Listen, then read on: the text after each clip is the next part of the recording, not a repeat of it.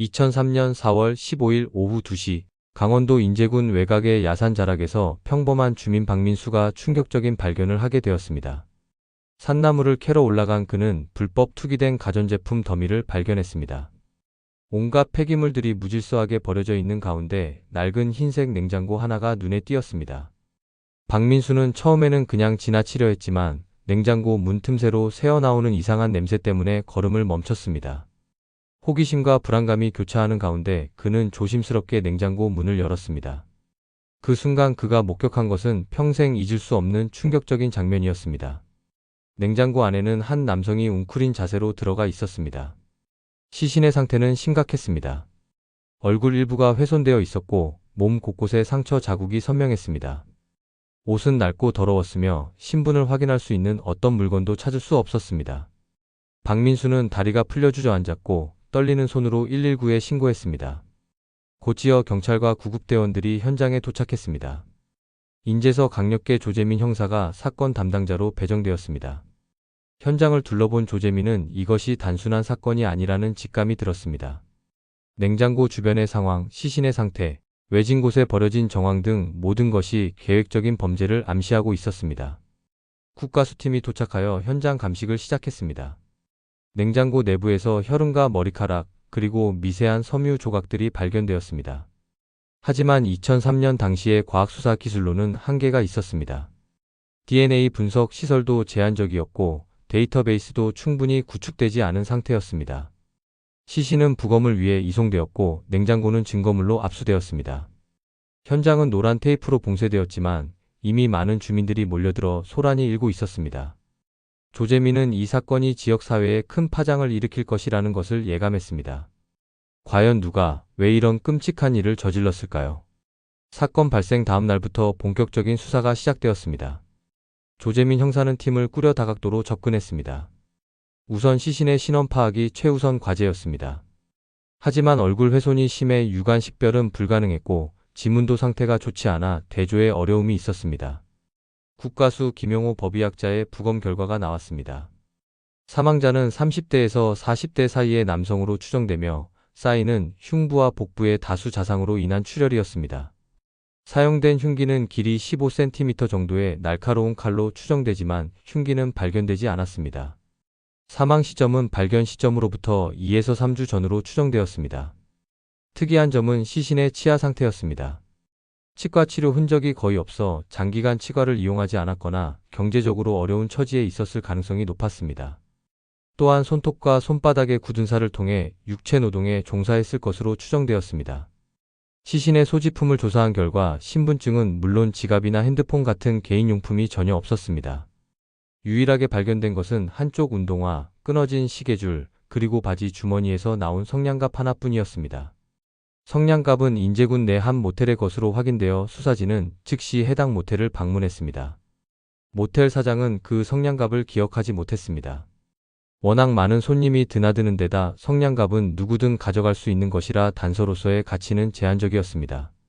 하지만 수사진은 모텔 주변 CCTV를 확인하고 최근 투숙객 명단을 검토했지만 특별한 단서를 찾지 못했습니다. 냉장고가 발견된 장소에 대한 조사도 병행되었습니다. 그 지역은 평소 불법 투기가 자주 일어나는 곳으로 관리가 소홀한 상태였습니다. 인근에 CCTV는 없었고 가장 가까운 민가도 1km 이상 떨어져 있어 목격자를 찾기 어려웠습니다. 수사진은 실종신고 접수 현황을 전수조사했습니다. 해당 시기에 신고된 30대에서 40대 남성 실종자들을 하나씩 확인했지만 시신과 일치하는 사람을 찾을 수 없었습니다. 이는 피해자가 가족이나 지인이 없는 고립된 상태였거나 아니면 신원을 의도적으로 숨기고 살던 사람일 가능성을 시사했습니다. 언론에서도 이 사건에 관심을 보이기 시작했습니다. 냉장고 살인사건이라는 자극적인 제목으로 연일 보도되었고 지역 주민들 사이에서는 공포감이 확산되었습니다. 하지만 구체적인 단서 부족으로 수사는 초기부터 난항을 겪었습니다. 부검과 정밀 감식을 통해 피해자에 대한 추가 정보들이 드러났습니다. 김용호 법의학자는 더욱 세밀한 분석 결과를 제시했습니다. 시신의 키는 172cm 정도, 체중은 생전에 65kg 내외였을 것으로 추정되었습니다. 근육 발달 상태로 보아 꾸준한 육체 노동에 종사했으며 특히 등과 어깨 부위 근육이 발달된 것으로 보아 운반이나 건설 관련 일을 했을 가능성이 높았습니다. 흥미로운 발견은 시신의 발가락에서 나왔습니다.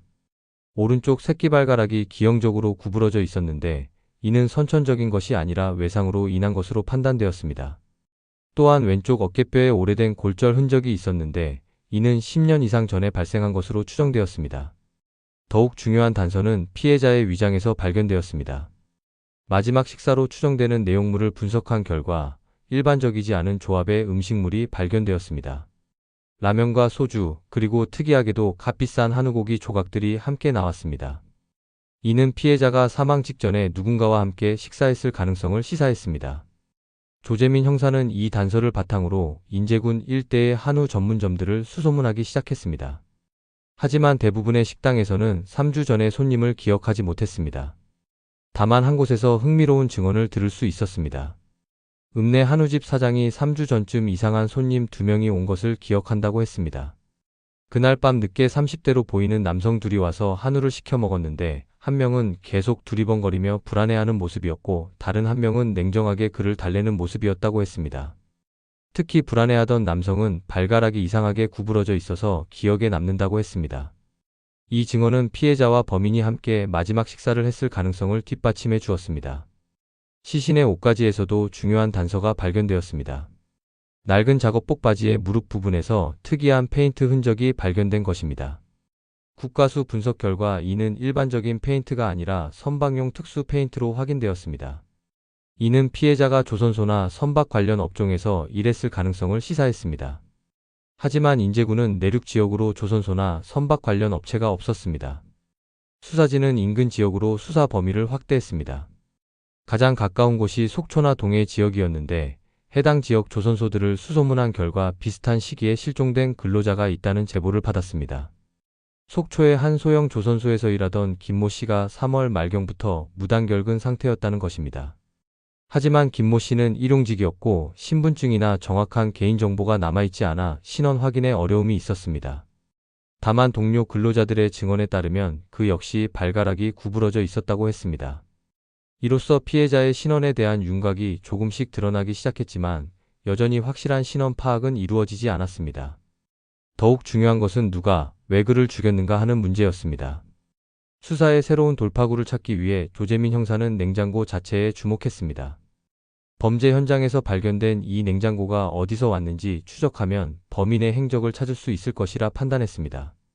국가수의 정밀 분석 결과 이 냉장고는 1998년에 생산된 대우전자 모델로 확인되었습니다. 특이한 점은 이 모델이 전국적으로 유통된 것이 아니라 강원도와 경상북도 일부 지역에만 한정 공급된 제품이었다는 것입니다.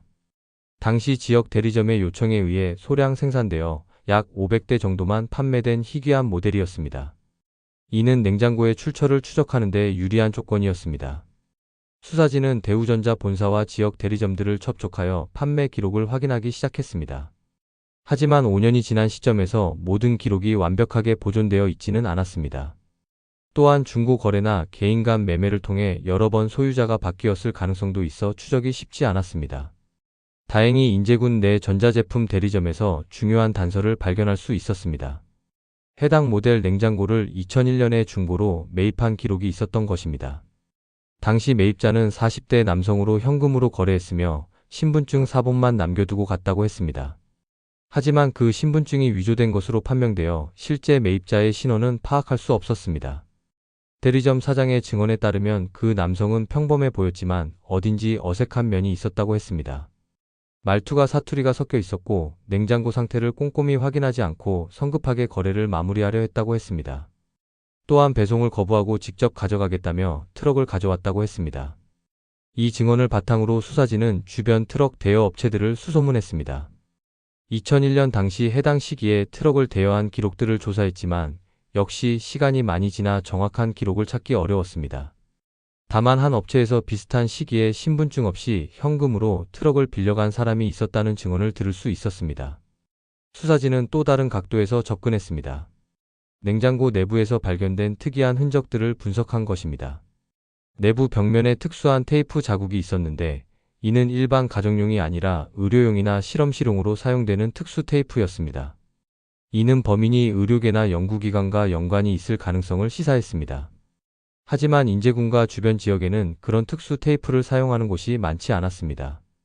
지역 병원과 보건소, 그리고 몇 개의 연구시설을 조사했지만 직접적인 연관성을 찾을 수 없었습니다. 냉장고의 출처를 찾는 일은 여전히 미궁 속에 있었습니다. 그러던 중 뜻밖의 제보가 들어왔습니다. 인근 폐품 수집상에서 비슷한 시기에 이상한 냉장고 거래가 있었다는 것입니다. 누군가 밤중에 냉장고를 가져와서 급하게 처분하려 했는데 상태가 너무 이상해서 거절했다는 것이었습니다. 혹시 이것이 범행 현장에서 사용된 또 다른 냉장고와 관련이 있는 것일까요? 사건이 알려지면서 인제군 일대에서 다양한 목격담과 증언들이 쏟아져 나왔습니다. 하지만 대부분의 증언들은 서로 모순되거나 불분명한 내용이었습니다. 조재민 형사는 이런 증언들을 하나씩 검증해가며 진실에 접근하려 노력했습니다. 가장 주목받은 증언은 67세 이순옥 할머니의 증언이었습니다. 냉장고가 발견된 지점에서 500m 떨어진 곳에 살고 있던 그녀는 사건 발생 3-4일 전 새벽에 이상한 것을 목격했다고 했습니다. 새벽 2시경 큰 트럭 소리에 잠에서 깬 그녀는 창문으로 내다본 순간 검은색 대형 트럭이 산 쪽으로 올라가는 것을 보았다고 했습니다. 이순옥 할머니는 트럭에 사람이 2명 타고 있었다고 증언했습니다. 운전석의 한 명은 키가 크고 건장한 체격이었고 조수석의 다른 한 명은 상대적으로 작은 체격이었다고 했습니다.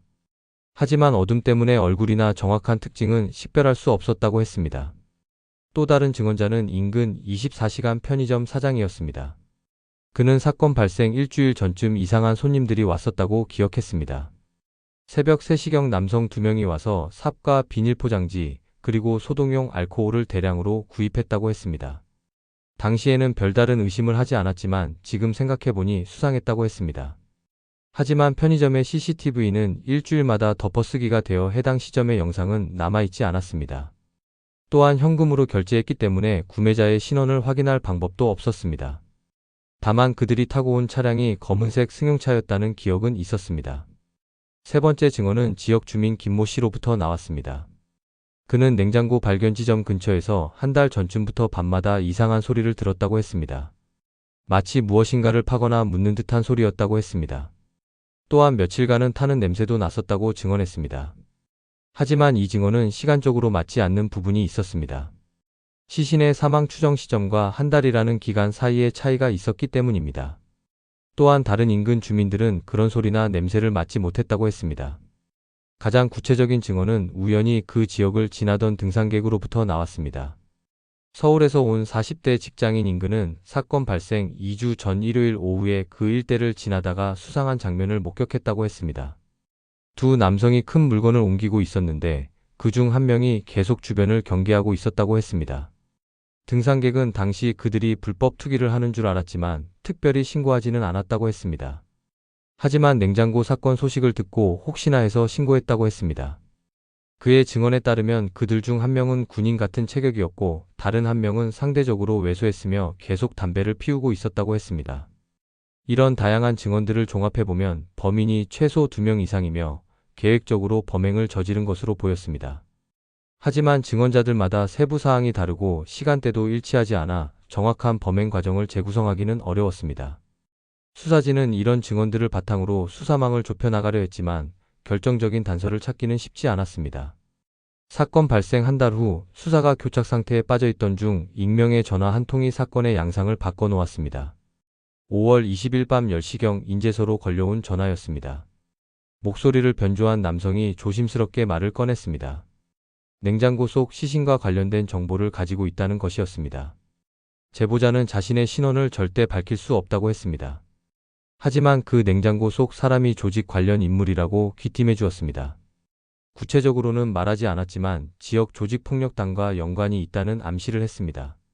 또한 그 사람이 무언가를 알고 있어서 처리된 것 같다는 추측도 덧붙였습니다. 조재민 형사는 제보자를 설득해 더 자세한 정보를 얻으려 했지만 제보자는 이미 너무 많이 말했다며 전화를 끊어버렸습니다. 하지만 이 제보로 인해 수사 방향이 조직폭력배 쪽으로 기울기 시작했습니다. 수사진은 강원도 지역의 조직폭력배 현황을 파악하기 시작했습니다. 2003년 당시 인제군과 인근 지역에는 크고 작은 조직들이 있었습니다. 주로 건설업체나 유흥업소를 기반으로 한 조직들이었습니다. 그 중에서도 춘천을 거점으로 하는 1심파가 가장 큰 세력이었습니다. 하지만 조직 관련 수사는 쉽지 않았습니다. 대부분의 조직원들은 입을 다물고 있었고 경찰의 수사에 협조하지 않았습니다. 또한 당시에는 조직폭력배에 대한 수사 기법이나 정보망이 지금처럼 체계적이지 않았습니다. 며칠 후 또 다른 제보가 들어왔습니다. 이번에는 서면으로 된 익명의 편지였습니다. 편지에는 구체적인 내용이 적혀 있었습니다. 피해자로 추정되는 사람이 조직의 돈을 횡령했거나 조직의 비밀을 누설하려 했다는 것입니다. 그래서 조직에서 정리를 했다는 내용이었습니다. 편지는 컴퓨터로 출력된 것이어서 필적 감정이 불가능했고 지문도 검출되지 않았습니다.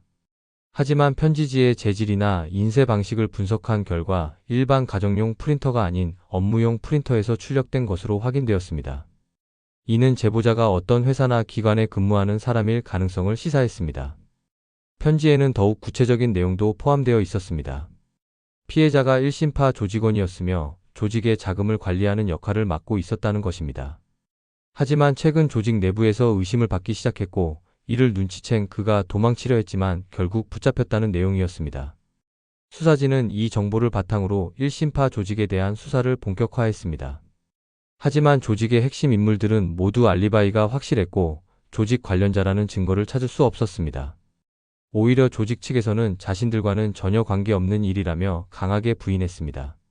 하지만 수사 과정에서 흥미로운 사실이 드러났습니다. 1심파 조직 중 한 명이 최근 갑자기 모습을 감췄다는 것입니다. 정태영이라는 50대 남성으로 조직에서 회계를 담당했던 인물이었습니다. 그는 3월 말부터 연락이 두절된 상태였고 가족들도 그의 행방을 모른다고 했습니다. 정태영의 신체적 특징을 조사한 결과 시신과 일치하는 부분들이 있었습니다. 키와 체중이 비슷했고 과거 어깨에 부상을 당한 적이 있다는 증언도 있었습니다. 하지만 결정적인 증거인 지문이나 DNA 대조는 당시 기술적 한계로 명확하게 이루어지지 않았습니다. 정태영의 아내는 남편이 최근 많이 불안해했다고 증언했습니다. 조직 일로 스트레스를 받고 있었고 가끔 누군가에게 쫓기는 것 같다고 중얼거렸다고 했습니다. 또한 며칠간 집에 들어오지 않는 일이 잦았는데 마지막으로 본 것은 3월 25일이었다고 했습니다. 이런 정황들을 종합해보면 시신이 정태영일 가능성이 높아 보였습니다. 하지만 여전히 확실한 증거는 부족했습니다. 더욱이 누가 그를 죽였는지 정확한 범행 동기가 무엇인지는 여전히 미궁속이었습니다. 조직 내부의 갈등인지 아니면 외부의 다른 세력과 연관된 것인지 파악하기 어려웠습니다. 사건 발생 6개월이 지나면서 언론의 관심도 점차 줄어들었습니다. 처음에는 연일 톱뉴스를 장식했던 냉장고 살인사건도 이제는 간헐적으로만 언급되었습니다. 새로운 사건들이 터지면서 대중의 관심도 다른 곳으로 옮겨갔습니다. 하지만 조재민 형사는 포기하지 않고 수사를 계속했습니다.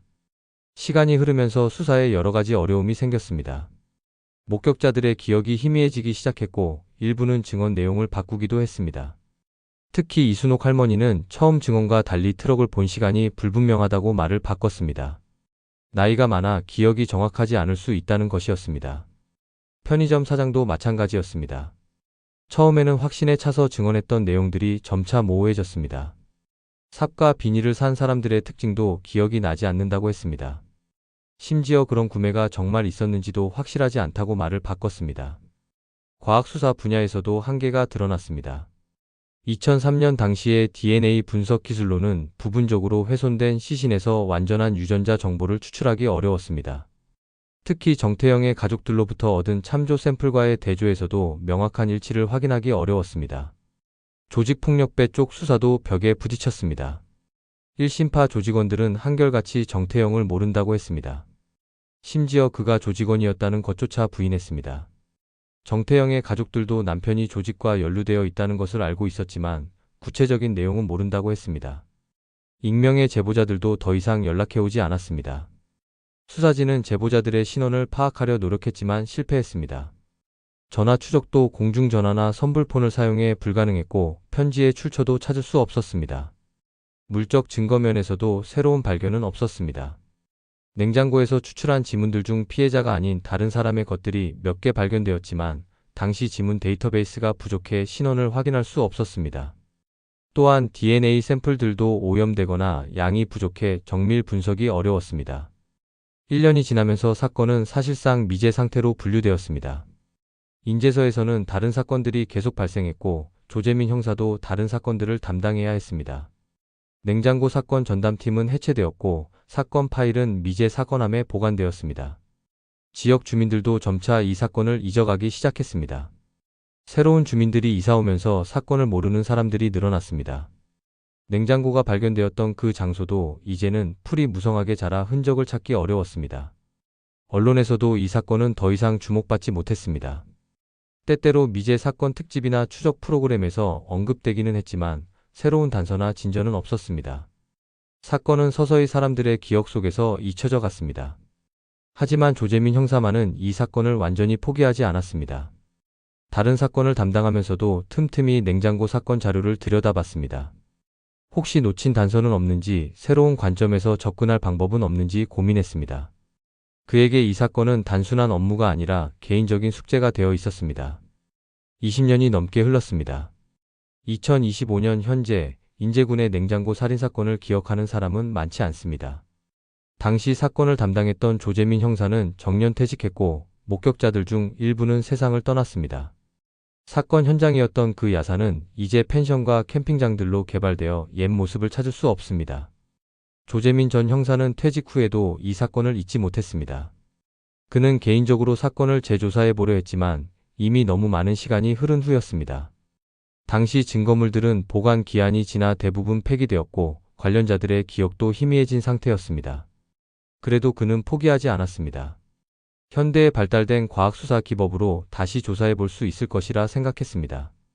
하지만 당시 수집된 DNA 샘플들은 보관 상태가 좋지 않아 재분석이 어려웠습니다. 또한 디지털 복원 기술로 당시 사진들을 다시 분석해 봤지만 새로운 단서를 찾지 못했습니다. 정태영으로 추정되었던 피해자의 가족들은 어떻게 지내고 있을까요? 그의 아내는 남편의 죽음을 확신하지만 공식적으로는 실종 상태로 남아 있습니다. 보험금도 받지 못했고 재혼도 하지 못한 채 혼자 살아가고 있습니다. 가끔 경찰서에 연락해서 사건 진행 상황을 묻지만 돌아오는 답은 항상 같습니다.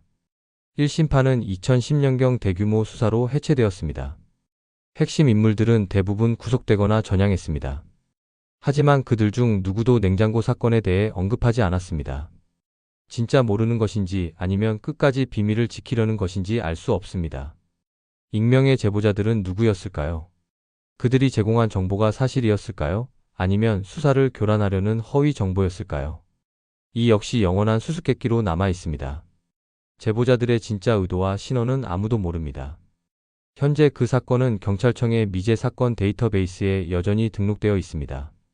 가끔 과거 사건 재조사 프로젝트에서 검토 대상에 오르기도 하지만 우선순위에서 밀려 실질적인 재수사는 이루어지지 않고 있습니다. 사건을 다룬 언론 보도들과 수사 기록들은 국가기록원에 보관되어 있습니다. 연구자들이나 관심 있는 시민들이 정보 공개 청구를 통해 일부 자료를 열람할 수 있지만 핵심적인 내용들은 여전히 비공개 상태입니다. 그 냉장고 속에 있었던 사람은 정말 누구였을까요? 정태영이 맞았을까요? 아니면 완전히 다른 사람이었을까요? 그를 죽인 범인은 누구였을까요? 정말 조직폭력배들의 소행이었을까요? 범행 동기는 무엇이었을까요? 왜 그토록 잔인하게 냉장고에 시신을 숨겨버렸을까요? 이 모든 질문들에 대한 답은 아직도 어둠 속에 묻혀 있습니다. 진실을 아는 사람들이 있을 것입니다. 범인들, 그리고 혹시 모를 공범들이나 목격자들이 어디선가 살아가고 있을지도 모릅니다. 하지만 그들은 침묵하고 있습니다. 20년이 넘는 세월이 흘렀지만 냉장고 속에 봉인되었던 그 비밀은 여전히 봉인된 채로 남아 있습니다. 언젠가 새로운 단서가 발견되거나 누군가 양심 선언을 할 날이 올까요? 아니면 이 사건은 영원히 미제로 남을까요? 차가운 냉장고 속에서 발견된 한 인간의 마지막은 여전히 우리에게 해답을 요구하고 있습니다. 과연 진실은 어디에 있을까요?